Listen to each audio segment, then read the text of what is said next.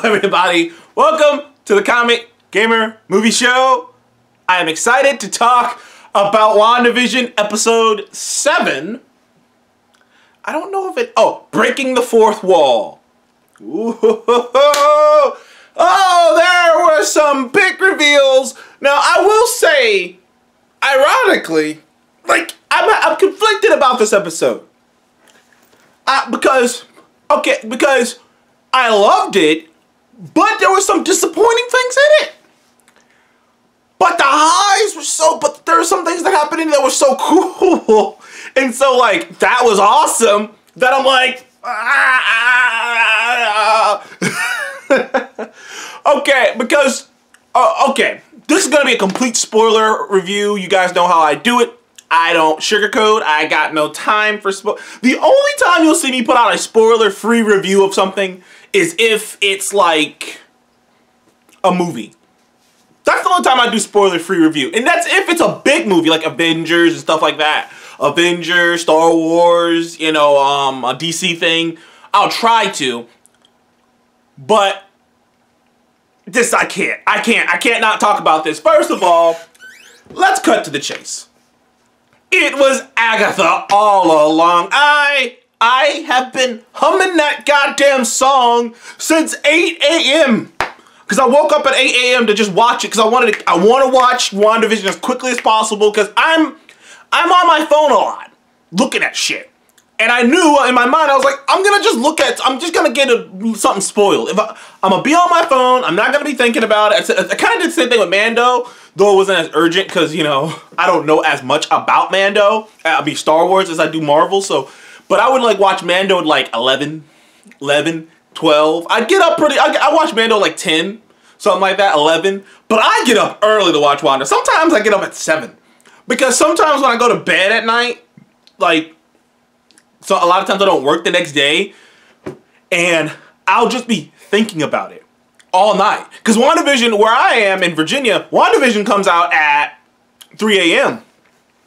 So like, and I don't go to bed till like 2, 12 or 1.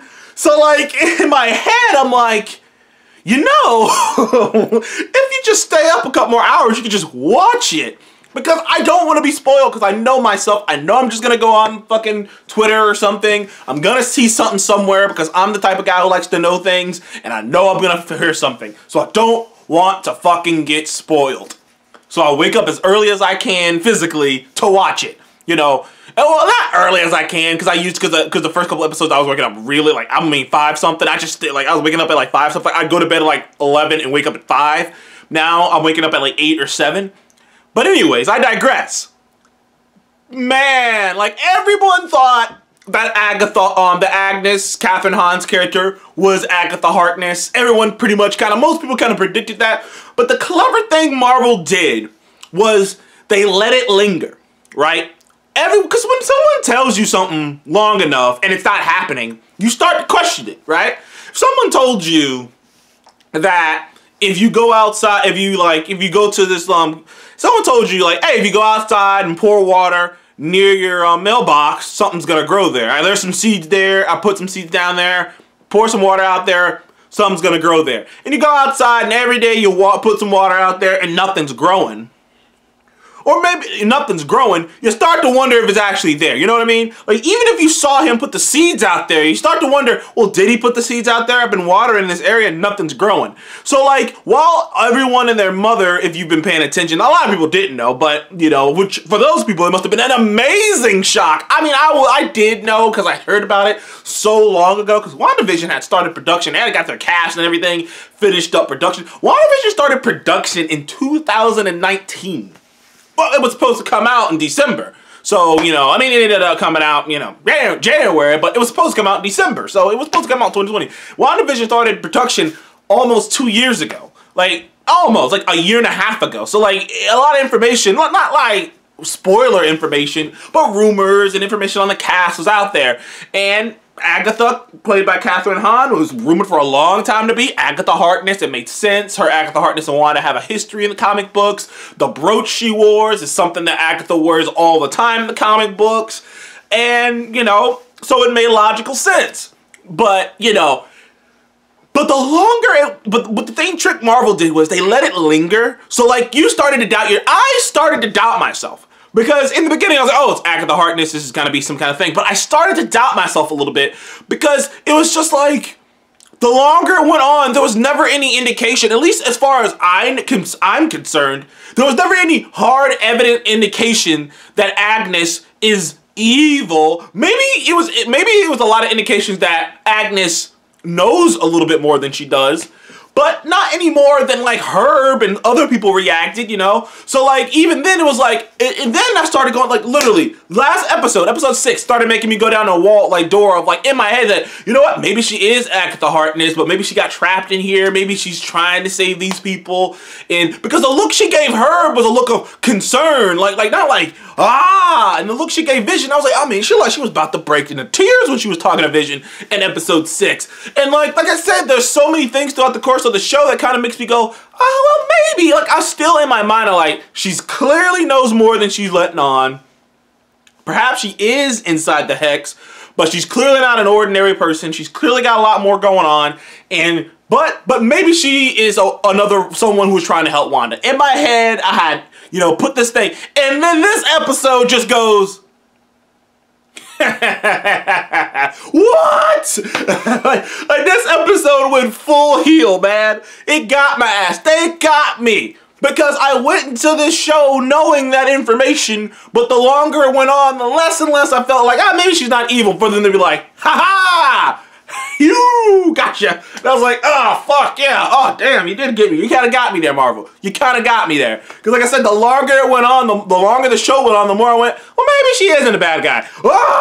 Okay. Dude, let's just talk, okay, let me get into the episode, and I'll come back to that amazing song. The episode is modeled, at least inside the bubble, is modeled after Modern Family in The Office. Right down to the way the camera moves, right down to what was it, you know, like the side thing where they'd go off and be talking to the camera crew and stuff and be mic'd up. It's like the confessional, you know, the confessional shit where they'd just be like, well, something happened, and they'll just be like, well, honestly, I think I handled that right, you know? I mean, you can tell you what you want. And like a cut back to the actual scene taking place.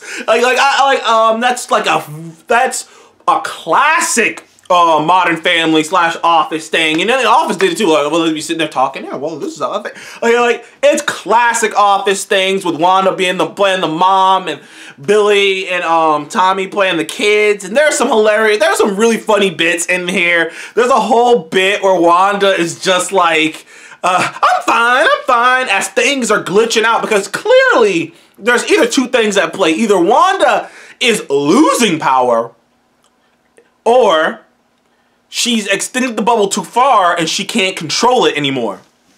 So we don't know yet, but we just know things are freaking out. The walls are changing. The little stork from a couple episodes, like episode 3.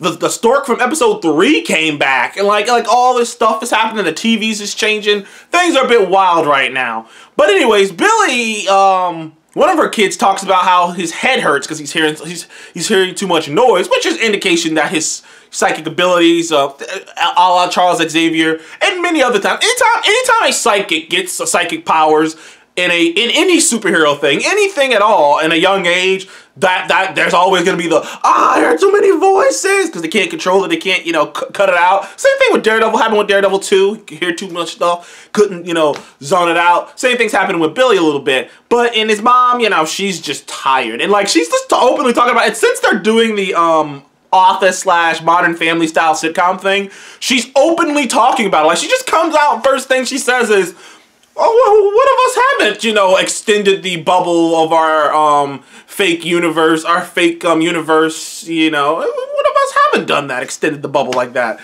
But anywho, so that bit is funny with the Modern Family thing. Meanwhile, Vision is waking up, and he's right next to the the carnival, or AKA all those sword agents who got turned to clowns, and Darcy's an escape artist.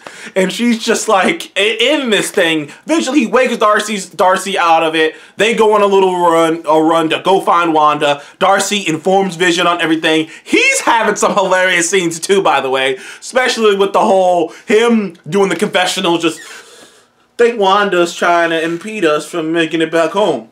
Not amused. Like, he's having a ball, too. It's funny. It's just funny seeing Vision just sitting in a chair, like, like, that's just kind of funny. But anywho, like, you got Monica. Though this is the part that was disappointing, was the aerospace engineer. We were all wondering who this aerospace engineer was. And we didn't really get an answer to that. It just seemed like a group of people, which was anticlimactic in a way. And the thing about it is, I didn't actually need it. I know some people needed it to be like a huge, big time Mr. Fantastic level character. I didn't need that. I just needed it to be a character, you know? I needed it to be somebody, you know, maybe a new character that we haven't seen yet. Just exotic, you know, fun guy who, you know, who's pretty good at this. Something.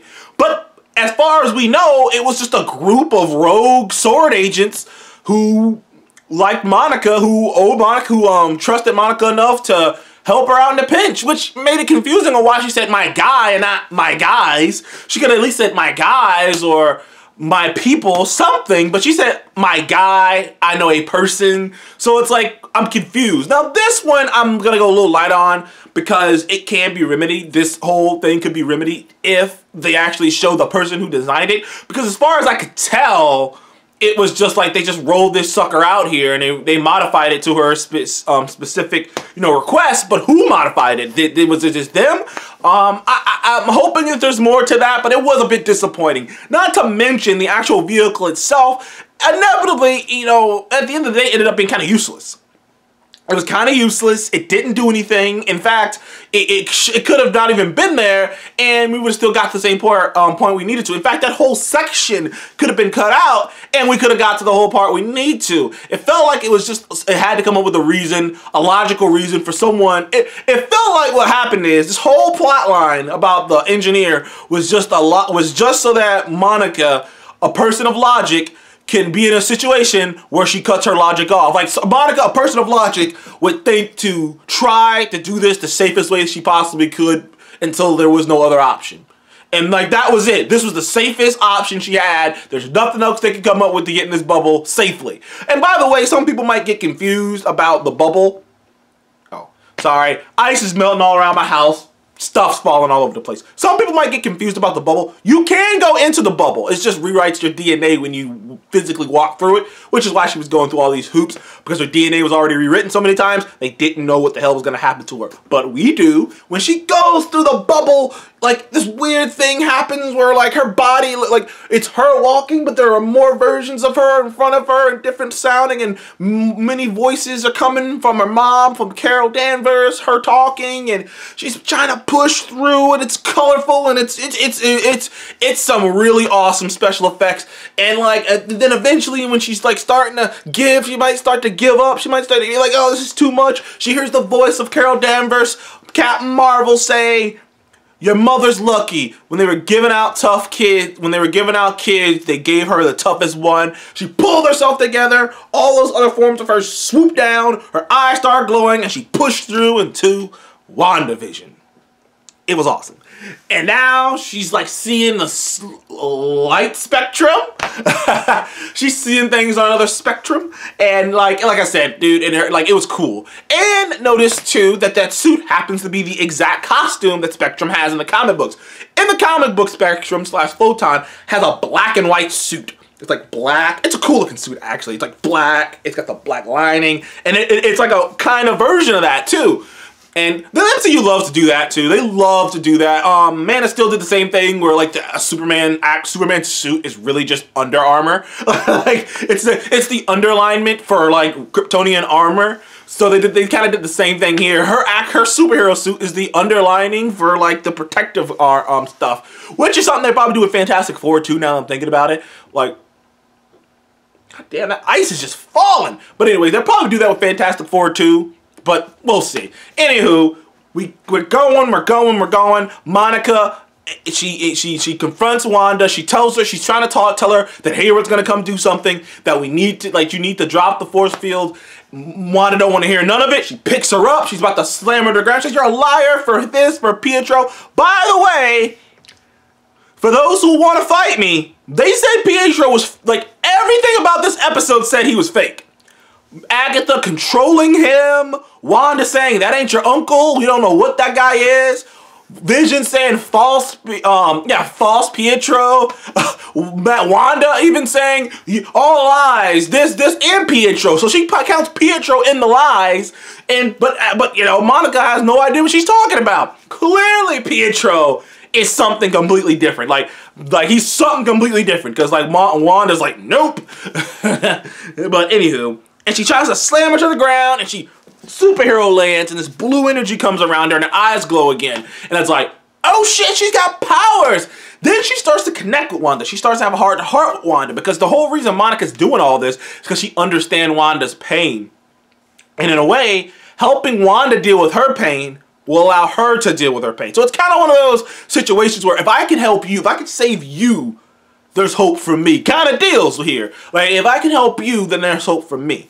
And while she's working on Wanda, and it's starting to work, Agatha comes out of nowhere. Ah, my bad. Agnes comes out of nowhere, says, hey, bye-bye. Comes and get Wanda, goes, hey, no, you've been here. You've overstayed your welcome. I mean, then she tells Wanda to come to her house. Wanda goes to her house. And then the reveal happens. And it's a slow fucking... The show literally goes from Modern Family to a fucking horror movie, dude. Like, I'm telling you right now. It's like, Modern Family. That's weird. Bunny. Flies. Like, flies just... Or cicadas. I think somebody said it was a cicada. But, or fly, whatever. Was just flying there. Half-eaten food. Drinks on the table I haven't been finished. Wanda's like, where's the boys? And she's like, oh, check in the basement. They might be down there. Wanda goes down to the basement. The basement looks normal. And then all of a sudden, it gets like real, like hardcore old school witch. Because all of a sudden there's like these roots coming out of this area, this basement area that looks completely different than the rest of the house. I mean, it's like stonework. It's like old school, like medieval stonework going inside here. And it's like this fucking, like this almost temple-like, cave-like thing with fucking these symbols on the ceilings that are just unique looking symbols. They look like they have to mean, they gotta mean something. They gotta be in some kind of a language. Looks like something you might see in Thor or Doctor Strange. But then you see something special. There's a book that is glowing. And I don't know if you guys felt this, but that book looked like hellfire was coming off of it. It had an orangish glow that looked like fire. It looked like fire. And I was like, what is that? Is that the Darkhold? If that's a Darkhold, that'll be fucking nuts. Because if Marvel fans like me know, the Darkhold is a big deal. In Marvel Comics, the Darkhold is responsible for creating vampires and werewolves. The Darkhold is responsible for a lot of shit. Like, it's the most powerful. It's one of the most powerful spell books in the Marvel universe. You know, it's a really scary book. So like, if this is the Darkhold, then that explains a lot. And then of course Agatha comes down. You didn't think you were the only girl in town with magic abilities. Agatha's magic is purple though. That's the distinct difference. And then she goes on her It's Agatha All Along's theme song. I mean, it's a Disney villain theme song, right? It's a Disney villain theme song. Her theme song is so a Disney villain theme song. And it was just so good and catchy. I literally been humming it all goddamn day. I've been humming it. I've been humming it in my head all day. I went to bed. Now, like, after I watched it, I went back to bed and I was just like, stop, stop, stop, stop, stop. Oh, man. Whew. Anywho. I love this episode. I'll give it a 9 though. Not a 9.5, a 9. Because like I said, the aerospace engineer thing was anticlimactic, and the actual thing that scene was used for wasn't that good, well used.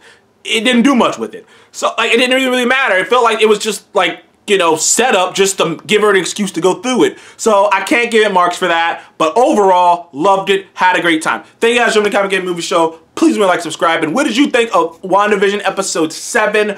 Breaking the fourth wall, and always, people, it was Agatha all along. Ha ha! Okay.